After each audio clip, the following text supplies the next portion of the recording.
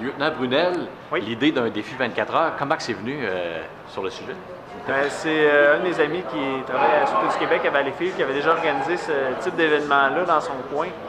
Ça avait bien fonctionné. Lui, ce qu'il avait de la difficulté, il ne réussissait jamais à faire 24 heures. C'était 16 heures, 18 heures, parce que ce qui était difficile, c'est de trouver des équipes pour la nuit.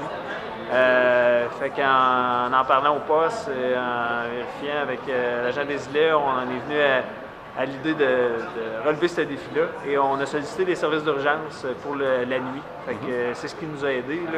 Ils ont pris les heures un peu difficiles, de 1h à 6h du matin, et ils sont comblés par les services d'urgence. Donc, rapidement, on a recruté presque toutes les équipes pour notre 24 heures et c'est de là est venue l'idée. Puis, c'est un défi aussi de rassembleur pour notre poste de police, que les gens s'associent à une cause et fournissent un effort qui est quand même particulier, là, à 24 heures. C'est pas tout le monde qui va faire 24 heures, mais quand même... Vous allez être du nombre, vous? Oui. On est 4 à 5, dont moi qui va faire le 24 heures.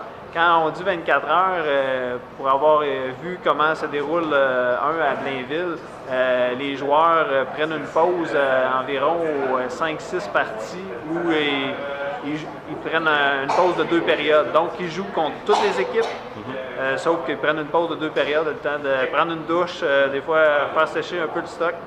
C'est exigeant. Oui, très exigeant. Pourquoi avoir choisi la Fondation Le Pont vers l'autonomie? Bien, j'ai vu un reportage qui a été fait avec l'association avec les Tigres cette année. Je voyais que ça rejoignait bien notre événement là, au niveau du hockey. Et en plus, c'est des jeunes de la région.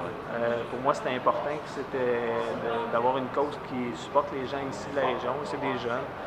Donc, cette année, nous avons choisi la Fondation. On verra s'il y a une deuxième édition, mais c'est pas impossible. Hein? C'est pas impossible. Selon comment ça va se dérouler. C'est ça. Selon la première édition, si on n'est pas trop en mauvais état, on va pouvoir faire la deuxième édition, mais non, j'ai bien hâte de vivre cette expérience-là. Merci beaucoup. Parfait. Alexandre, content d'avoir été choisi capitaine d'honneur? Oui. Ah ouais? Ça va être le fun. Ça va être le fun? Oui. T'aimes le hockey? Oui.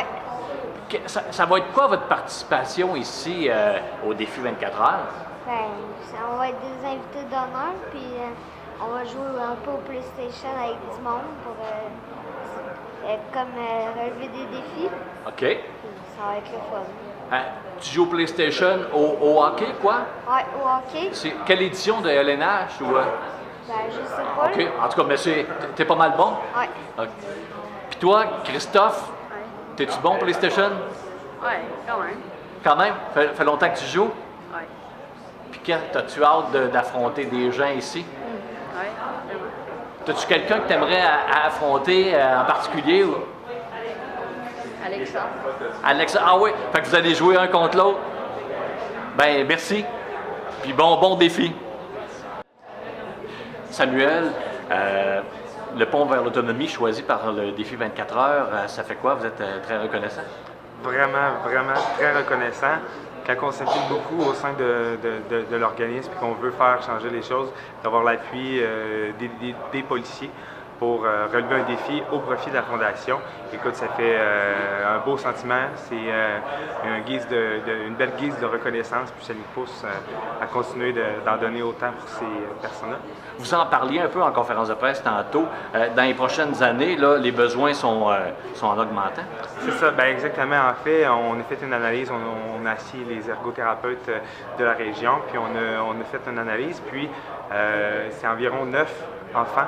Tu sais, les chiffres sont un petit peu variables parce qu'il y en a que, vraiment que le bras, il y a peut-être une autre aide technique qui peut être jumelée au bras robotisé. C'est environ 9 enfants, 2 jeunes adultes, des étudiants, et puis 15 adultes, 14 adultes qui éventuellement vont avoir besoin d'un bras robotisé. Donc, c'est sûr que ça redonne un monde infini de possibilités avec le bras robotisé. Donc, on veut travailler très fort pour être en mesure d'offrir une assistance permanente à ces individus. Merci beaucoup. Plaisir. Yves Bonneau des Tigres de Victoriaville. Yves, quelle est l'implication des Tigres dans ce défi 24 heures? Bien, l'implication des Tigres, c'est l'association avec les policiers. Nous, on va jouer une game à 16h le samedi. L'organisation des Tigres et d'anciens joueurs et des joueurs de l'édition actuelle. Et s'ils ont besoin des prêts d'équipement, comme la machine pour faire souffler, pour aérer leur équipement, leur organisation, on va lui passer. S'ils ont besoin d'autres équipements, des chandails, donc on va être là pour leur soutien pendant 24 heures, tous les besoins qu'ils vont vouloir. Fait que